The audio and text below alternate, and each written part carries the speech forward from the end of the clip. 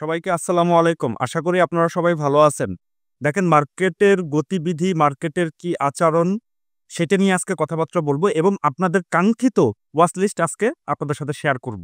ভিডিওটা খুব গুরুত্বপূর্ণ হতে চলেছে। আমি সবসময় ভিডিও দিতে পারি না। সপ্তাহে ১টা বা ২টা ভিডিও দেওয়ার চেষ্টা করি। বাট আজকে যে কথাগুলা বলবো, যে বিষয়গুলো নিয়ে আলোচনা করব আপনাদের সাথে সেটা খুবই গুরুত্বপূর্ণ। আপনারা কোথাও যাবেন না। একটু ধৈর্য সহকারে ভিডিওটা দেখবেন। ভিডিওটা একটু বড় হতে পারে বাট খুবই ইনফরমেটিভ ভিডিও হতে চলেছে। সো চলেন যাই। সর্বপ্রথম যদি আমরা একটু ইনডেক্স নিয়ে আলোচনা করি, ইনডেক্সে আজকে ২৬০ টা গেইনার, ৬২ টা মাত্র লুজার ছিল এবং ভলিউম ৪৬৩ কোটি টাকা। নট ব্যাড, বেশ ভালো ভলিউম। এই ভলিউমটা আমি কেন ভালো বলতেছি, সামনে যদি আমরা একটু আগাই তখন ভালো বুঝতে পারবেন যে কেন আমি এই ভলিউমটা ভালো বলতেছি এই মুহূর্তে। কারণ ভলিউম ৫০০-৬০০ কোটি টাকা হইলে এখন আপনি ইনডেক্সের সাথে কোন স্টকটা কিভাবে পিক করবেন সেইটাই যদি না বুঝেন, তাহলে ভলিউম ওই ১,০০০-১,২০০ কোটি টাকা হইলেও আপনার কোনো লাভ হবে না। বাট এই ভলিউমের যে প্রফিট করা যায় সেই বিষয় নিয়ে সামনে আলাপ আলোচনা করব। চলেন ইনডেক্সের চার্টে একটু যাই। ইনডেক্সের চার্ট বেশ ভালো আছে, খারাপ নাই। যে এইখান থেকে একটা মুভ দিয়েছিল, তারপরে একটা কারেকশন হয়েছে। ইন দ্য মিন টাইমে বিভিন্ন রাজনৈতিক ইস্যু এবং টেকনিক্যালি কিছু জিনিসপত্র এখানে কারেকশন হয়েছে। এবং গতকালকে যেটা হয়েছে সেইটা হচ্ছে একদম বেয়ারিশ পিনবার দিয়েছিল এবং ভালো ভলিউম হওয়ার ছিল। এইটা কেন হয়েছে? গতকালকে স্মার্ট মানি ওরা প্রফিট টেকিং করেছে। এটা নিয়ে আলাপ আলোচনা করব। তার আগে চলেন আমরা একটু আরেকটা ভিন্ন বিষয় নিয়ে একটু আলোচনা করি। ইনডেক্স মুভারে যদি আমরা একটু যাই, সেইখানে নেগেটিভ কি আজকে আছে সেইটা একটু দেখার বিষয় আছে। কারণ এইটা আমাদের দেখতে হবে। যদি না দেখি তাহলে আমরা পারবো না। এই যে দেখেন, ইনডেক্স নেগেটিভের কন্ট্রিবিউশনে কিন্তু মেঘনা পেট্রোলিয়াম, মানে মেঘনার যে তেলের যে কোম্পানিটা আছে মেঘনা পেট্রোলিয়াম, সেইটা ইনডেক্স নেগেটিভে কন্ট্রিবিউশন করছে। কেন করছে সেটা ব্যাখ্যা করব। তারপরে আছে কি জিপি, পরে ইসলামী ব্যাংক, আফাস, সাপোর্ট, বিকন ফার্মা, অরিয়ন ইনফো, মানে বড় বড় এই যে সিটি ব্যাংকও আছে, বড় বড় অনেকগুলা শেয়ার আজকে ইনডেক্সের নেগেটিভ কন্ট্রিবিউশন করছে। ইনডেক্সের এই বড় বড় শেয়ারগুলা নেগেটিভ কন্ট্রিবিউশনের পরেও ২১ পয়েন্টের মতো আজকে বাজার পজিটিভ হয়েছে। সো বাজার কিন্তু বাজারের জায়গায় ঠিক আছে, বাট এই টাইপের শেয়ারে যে বড় হাতি মার্কা যে শেয়ারগুলা, এই শেয়ারগুলোর দাপটে বেশি একটা ইনডেক্স পজিটিভ হতে পারে নাই। যে জন্য এই বিষয়টা আপনাদের সামনে আনছি এবং আপনাদের আরেকটা বিষয় দেখাবো। দেখেন এই যে মেঘনা পেট্রোলিয়াম, যদি আমি যাই এইটাতে একটু দেখার চেষ্টা করেন যে মেঘনা পেট্রোলিয়ামে এইটা আজকে কেন 8% এর মতো নেগেটিভ হয়েছে। কারণ এর রেকর্ড ডেট গতদিন গিয়েছে। আজকে সে রেকর্ড থেকে আসার পরে ট্রেড হয়েছে, যে কারণে প্রাইসটা অ্যাডজাস্টমেন্ট হয়েছে। যদি আমরা দেখার চেষ্টা করি, দেখেন কোয়ার্টার দিয়েছিল ১০ই নভেম্বর কত? ১৪ টাকা ২৯ পয়সা এবং এর কোয়ার্টারে কি ছিল? ক টাকা ৭৫ পয়সা। তার মানে ফার্স্ট কোয়ার্টারে ইপিএসও ভালো আসছে এবং সেই দিনই ২০০% ক্যাশ দিয়েছে। ২০০% ক্যাশ মানে ১০ টাকার এগেইনস্টে, মানে প্রত্যেকটা শেয়ার ভ্যালু হচ্ছে ১০ টাকা। ১০ টাকার এগেইনস্টে তারা কি করছে? ২০ টাকা ক্যাশ দিয়েছে। এখন দেখেন এই ১০ নভেম্বর কোথায় ছিল? এই যে এই দিন ১০ নভেম্বর এই দিন ছিল। এই দিন আমি ধরে নিলাম এই স্টকটার এই যে এই ক্যান্ডেলটা, একটু খেয়াল করেন আপনারা এই ক্যান্ডেলটা। যারা এই ডিভিডেন্ড দেখে, মানে ২০০% ক্যাশ দিয়েছে মানে কি? এর ইতিহাসের সর্বোচ্চ ক্যাশটা দিয়েছে সে। দেখেন এই যে ২০০%, এর আগে পরে ২০১৬ সাল থেকে সে ২০০% ক্যাশ দেয় নাই। মানে এটা বেশ ভালো কোম্পানি, ভালো শেয়ার, রেশিও অনেক কম, মাত্র ৩.36, অনেক ভালো শেয়ার।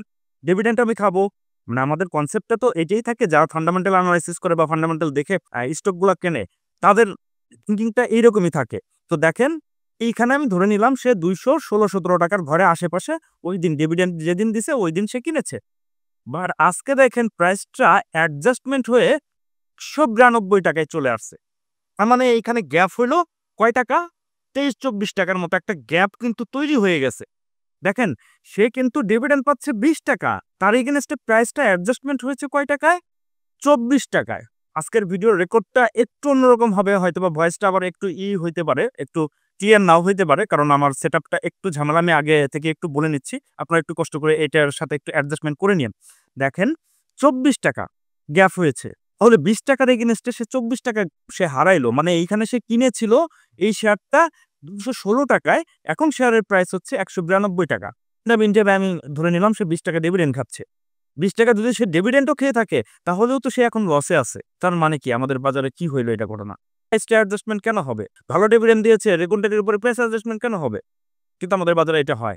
আবার মজার বিষয় হচ্ছে যদি কোনো স্টক ডিভিডেন্ড দেয় সেক্ষেত্রেও প্রাইস অ্যাডজাস্টমেন্ট হয়ে যায়। তার মানে কি?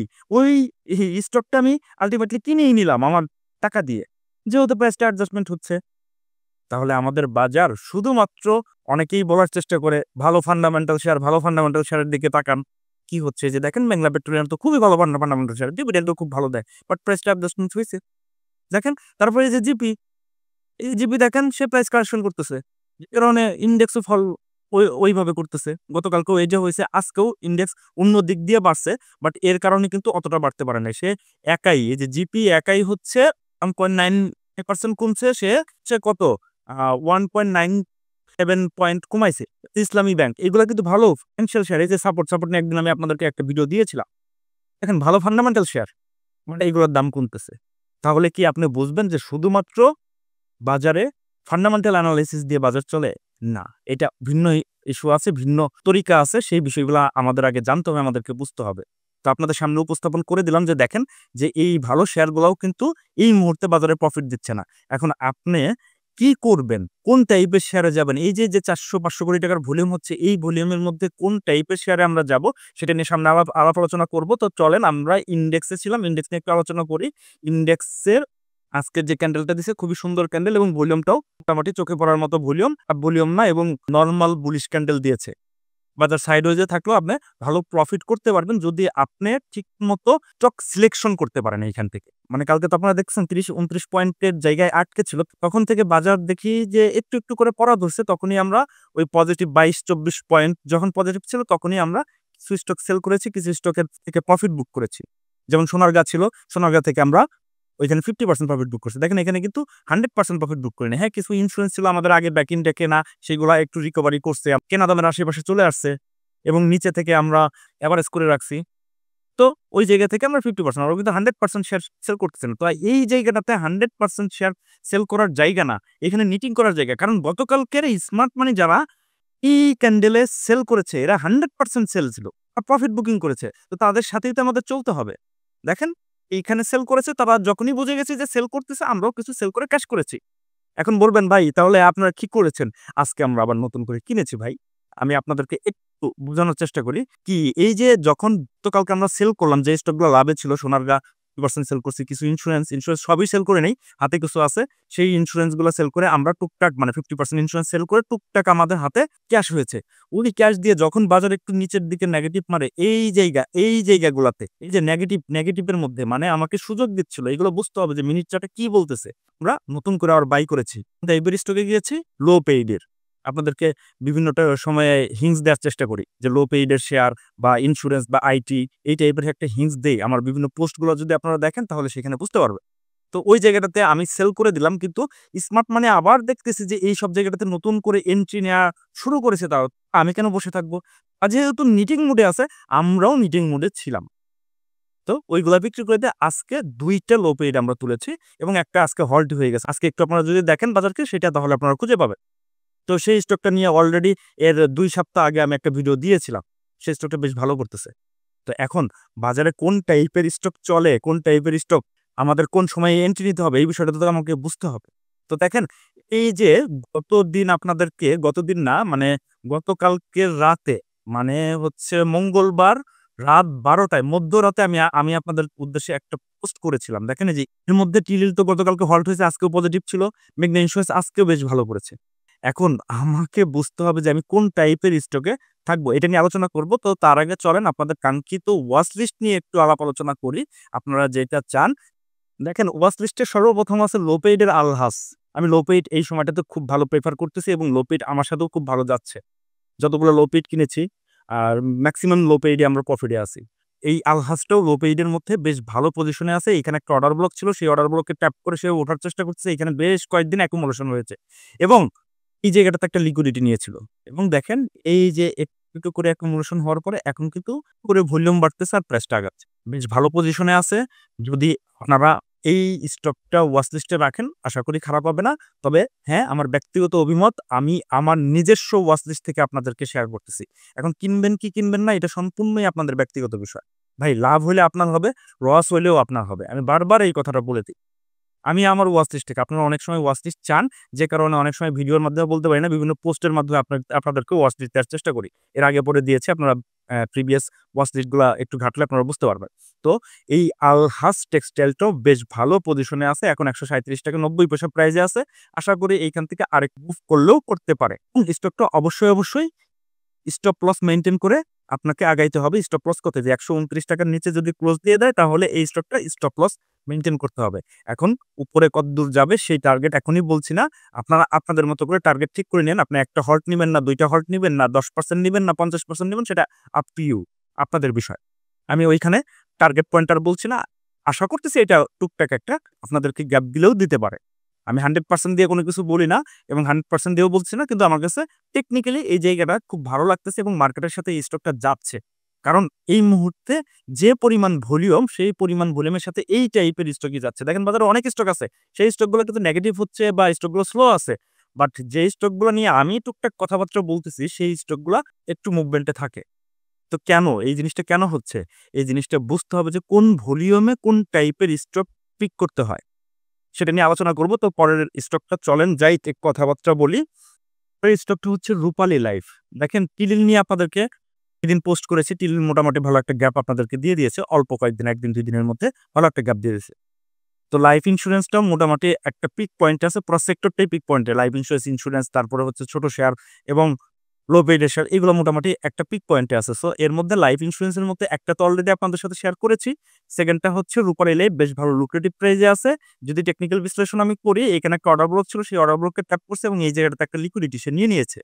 নিয়ে নেওয়ার পরে এই জায়গাটাতে বেশ কয়েকদিন ধরে একই জায়গায় ঘোরাফেরা করতেছে এবং নিচে আসার পরে এই যে দেখেন নতুন করে সে আবার ভলিউম করা শুরু করেছে। আজকে যদিও একটু ভলিউম হয়েছে, কারণ আজকে পুরা লাইফ সেক্টরটা একটু স্লো ছিল। তো এই টাইপের শেয়ার বা এই মুহূর্তে যে ধরনের সিচুয়েশন বাজারে হচ্ছে বা ইন্ডেক্স দেখাচ্ছে, যখন একটু স্লো হয় যে সেক্টরটা বা যে স্টকটা, ওই সময়টাতে ওই স্টকগুলো পিক করতে হয়। এটাও মোটামুটি যদি আগামী কালকের মধ্যে যদি একটু আরেকটু নিচে-টিচে পান, তাহলে এটা বেশ ভালো পরিমাণে আপনাকে একটা গেম দেওয়ার সুযোগ থাকবে এইখানে। তবে হ্যাঁ, স্টকটা অবশ্যই আপনাদেরকে স্টপ লস ধরে মেইনটেইন করে আগাইতে হবে যে ৳৭৭ র নিচে হচ্ছে স্টপ লস। যদি কখনো ক্লোজিং দেয়, অবশ্যই ক্লোজিং দিতে হবে। এইটা ৳৭৭ র নিচে আসলো বাট ক্লোজিং দিল না, তাহলে হবে না। অবশ্যই ৳৭৭ র নিচে যদি ক্লোজিং দিয়ে দেয় এই স্টকটা, তাহলে আপনাকে স্টপ লস মেইনটেইন করতে হবে। আর যদি না দেয়, তাহলে আস্তে এই স্টকটা একটু উপরের দিকে যেতে পারে। সেক্ষেত্রে ১০%, ২০%, ৫০% যে যেভাবে পারে আপনারা স্টকটা নিয়ে হ্যাপি থাকতে পারবেন। তো এই হচ্ছে রূপালী লাইফের এনালাইসিস। আমার কাছে বেশ ভালো লুক্রেটিভও মনে হচ্ছে। আপনারা চাইলে স্টকটা দেখতে পারেন। আমি আমার ওয়াচ লিস্ট থেকে শেয়ার করলাম। এখন শেয়ারটা আছে হচ্ছে ৳৮০.১০ রেটে। যদি আরেকটু নিচে আসে ৳৮০ র ঘরে বা ৳৭৯ র ঘরে, ৳৮১ র ঘরে, তাহলে যত নিচে কমে কিনতে পারা যায়। যদিও পাবেন কিনা সন্দিহান, কারণ আজকে তফসিল ঘোষণা হবে। আসলে মার্কেটে আপনাকে ওইভাবেই চলতে হবে। তো এর পরের স্টকটা যাওয়ার আগে আপনাদের সাথে কিছু কথাবার্তা বলব। এটা খুবই গুরুত্বপূর্ণ বিষয়। আপনারা একটু মনোযোগ সহকারে শুনেন। দেখেন বাজারে কিন্তু অনেক স্টক আছে। সব স্টকই কিন্তু আপনাকে গ্যাপ দিচ্ছে না। এখন বাজারে যে পরিমাণ ভলিউমের সাইজ, মানে ৩০০, ৪০০, ৫০০ কোটি টাকার মধ্যে ভলিউম, এই ভলিউমে কোন স্টকগুলা সাপোর্ট করে, এই বিষয়টা আগে আপনাকে জানতে হবে। এখন আপনার ভলিউম হচ্ছে ৳৪০০ কোটি টাকার ঘরে। আপনি যদি বড় বিগ পেইডের ক্যাপিটালের শেয়ার যদি নিয়ে বসে থাকেন, জিপির মতো শেয়ার, রবির মতো শেয়ার অথবা বড় ব্যাংকের মতো শেয়ার, তাহলে ওই শেয়ারগুলো তো আপনাকে গ্যাপ দিবে না। আপনাকে ভলিউম অনুযায়ী শেয়ার সিলেকশন করতে হবে। যে বিষয়টা আমি আমার স্টুডেন্টদেরকে ক্লাসের মধ্যে ইন ডেপথ এ শেখাই যে কত ভলিউমে কোন টাইপের স্টকগুলা আপনি নজরে রাখবেন। দেখেন আমি কিন্তু ওই অনুযায়ী আপনাদের সামনে সেই স্টকগুলো নিয়ে আসি এবং আপনাদেরকে দেখাইলাম এই যে এই জায়গাটাতে একটু দেখেন। এই জায়গাটাতেও কিন্তু এই ভলিউম অনুযায়ী এই স্টকগুলো সাপোর্ট করে। এই ভলিউম সাইজগুলো আপনাকে আগে বুঝতে হবে যে ভলিউম কোন টাইপের ভলিউমে কি স্টকগুলা পিক করলে আপনি প্রফিটেবল হবেন। দেখেন বাজার ব্যবসা দিচ্ছে, বিভিন্ন স্টকের ব্যবসা দিচ্ছে কিন্তু। আমরা টুকটাক ব্যবসা করতেছিও। ইন দ্য মিন টাইম অনেকগুলো স্টক থেকে আমরা অলরেডি প্রফিট বুক করেছি। যে গতকালকে সোনারগাঁ থেকে 50% পড়ছে আর 50% হাতে আছে। এটা নিয়ে আর র‍্যালি হইলে ওই বাকি 50% নিয়ে এনজয় করব। কিছু ইন্সুরেন্স ছিল, সেই ইন্সুরেন্স গুলো বিক্রি করছে। আরো কিছু ইন্সুরেন্স আছে, সেগুলো র‍্যালি হলে সেখান থেকে এনজয় করব। লো পেইড আছে। তো এই যে দেখেন এই টাইপের স্টক যেগুলোর কথা আমি বললাম, লো পেইড বা আইটি সেক্টরের অথবা ইন্সুরেন্সের, তো এই টাইপের স্টকগুলা এখন সাপোর্ট করতেছে। এখন তারপরেও আপনি যদি মিড ক্যাপ শেয়ার যদি আপনি কিনে বসেন, এই সময়টাতে মিড ক্যাপ কোনগুলো আপনারা জানেন? না জানলে আপনারা একটু গুগল করে নিয়েন অথবা YouTube এ একটু দেখে নিয়েন। এই মিড ক্যাপ শেয়ারগুলো যদি এখন নেন, দেখেন মিড ক্যাপ শেয়ারগুলো কিন্তু এখন বর্তমানে বাড়তেছে 1% 2% করে। বাট হল্ট হচ্ছে না। আপনি কি চান? শেয়ারটা কেনার পরে ১ দিন, ২ দিন বা ৪ দিন, ৫ দিন পরে বা ১ সপ্তাহের মধ্যে বা ২ সপ্তাহের মধ্যে আপনার একটা হল চাচ্ছেন 10% বাড়লো, আপনি একটু প্রফিট টেক করবেন। বাট আপনার চুজিংটাই ভুল হচ্ছে। মানে আপনি যে শেয়ারটা সিলেকশন করতেছেন, এই সিলেকশনটাই আপনার ভুল হচ্ছে। তো এইটার জন্য আপনাকে একটু এডুকেটেড হইতে হবে, আপনাকে একটু শিখতে হবে, আপনাকে একটু জানতে হবে। যদি না জানেন তাহলে ভাই এই বাজার থেকে কখনোই মানি মেক করতে পারবেন না। আপনার মাছ আছে এক বিলে, আপনি যে আ জাল ফলাচ্ছেন আরেক বিলের মধ্যে, তাহলে তো সেই বিলে মাছ পাবেন না। যে বিলে মাছ আছে আপনাকে আগে বুঝতে হবে যে কোন বিলেতে মাছ আছে। তাহলে ওই বিলের মধ্যে যদি আপনি জাল ফেলেন, তাহলে আপনার জালের মধ্যে মাছ উঠবে। আমাদের বাজারের এইরকম শেয়ারটাও এরকম। এই যে দেখাইলাম আপনাদেরকে বড় পেইড আপ ক্যাপিটালের শেয়ার কিরকমভাবে নেগেটিভ হচ্ছে। কারণ ওইটা ভলিউমের সাথেই যাচ্ছে না। বাজারের ভলিউম যতটুকু আছে ওর সাথেই এটা মিট করে না। তাহলে আমি কেন এই মুহূর্তে ওই টাইপের শেয়ারের মধ্যে যাব? তো আপনাদেরকেও হিন্টস দেওয়ার চেষ্টা করি। এই যে ওয়াচ লিস্ট দিচ্ছি বা টুকটাক ২-১ টা করে পোস্ট দেই, এগুলো একটু দেখার চেষ্টা করবেন। তাহলে আপনারা বিষয়টা ক্লিয়ার হতে পারবেন। হ্যাঁ, আমারও অনেক জায়গায় ভুল হইতে পারে। মানুষ মাত্রই ভুল আছে। হয়তোবা তাড়াহুড়ার মধ্যে দেই অথবা ভালো করে না দেখি। আবার এমনও হইতে পারে স্মার্ট মানি ট্র্যাপের আমি নিজেও পড়ি। যেমন কিছুদিন আগে ইন্সুরেন্স নিয়ে পড়েছিলাম। সেগুলা থেকে কিভাবে বের হইতে হয়। অলরেডি আমি বের হয়ে গেছি, আমার গ্রুপ মেম্বারদের বের করে দিচ্ছি। এই বিষয়গুলো একটু প্ল্যানিং এর মধ্যে আনতে হয়। হ্যাঁ, ওইখান থেকে একটা নেগেটিভ নিউজ ছিল বাজারে ওই যে মার্জিন লোনের ইস্যু নিয়ে। সে কারণে বাজারটা পড়ছে ওই সময়টাতে ইন্সুরেন্সটাও একটু বাড়ি খাইছে। তো ইন্সুরেন্স থেকে অলরেডি আমরা আমাদের মতো করে জিনিসটা গুছাই নিছি। তো আপনাকে এইভাবে করেই চিন্তা করতে হবে ভাই।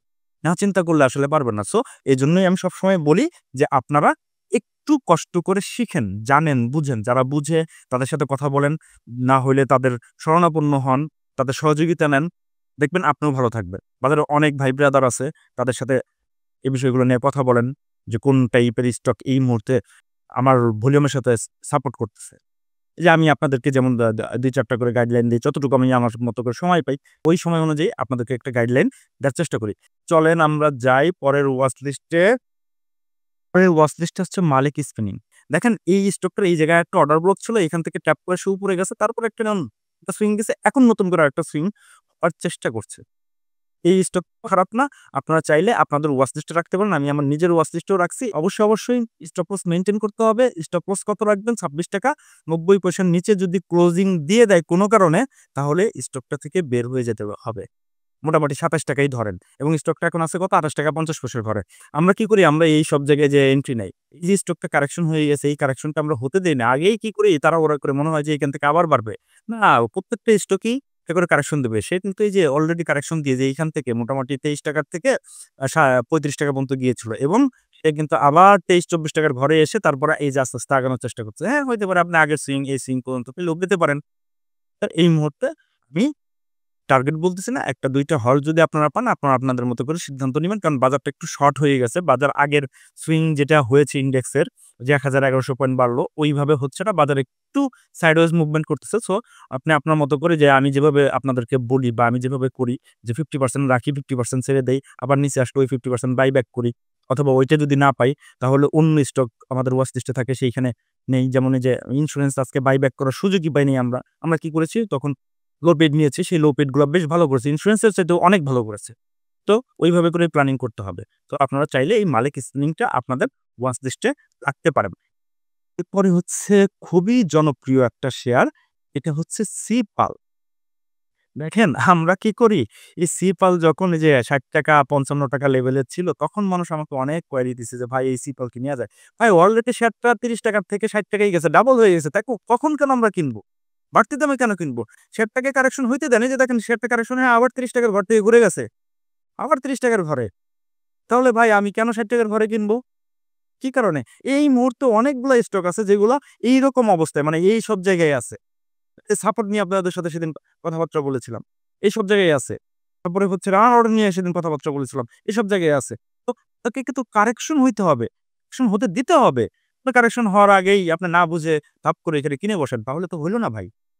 আপনাকে বুঝতে হবে যে কোথায় কোন জায়গাটাতে ইন্ডেক্স আমাকে সাপোর্ট করতেছে কিনা এবং ভলিউম সাপোর্ট করতেছে এবং স্টকটা প্রপার ওয়েতে কারেকশন হয়েছে কিনা। এই যে দেখেন সিপালটা প্রপার ওয়েতে কারেকশন করছে এবং এই জায়গাটাতে টোটাল জায়গাটাতে হচ্ছে একটা কারেকশন মোড আমার মনে হয়েছে যে এখানে অ্যাকুমুলেশন জোন ক্রিয়েট করেছে এবং এই জায়গাটাতে একটা অর্ডার ব্লক ছিল। এই অর্ডার ব্লককে ট্যাপ করে সে উপরের দিকে যাওয়ার চেষ্টা করতেছে। তবে স্টকটা একটু সময় নিতে পারে।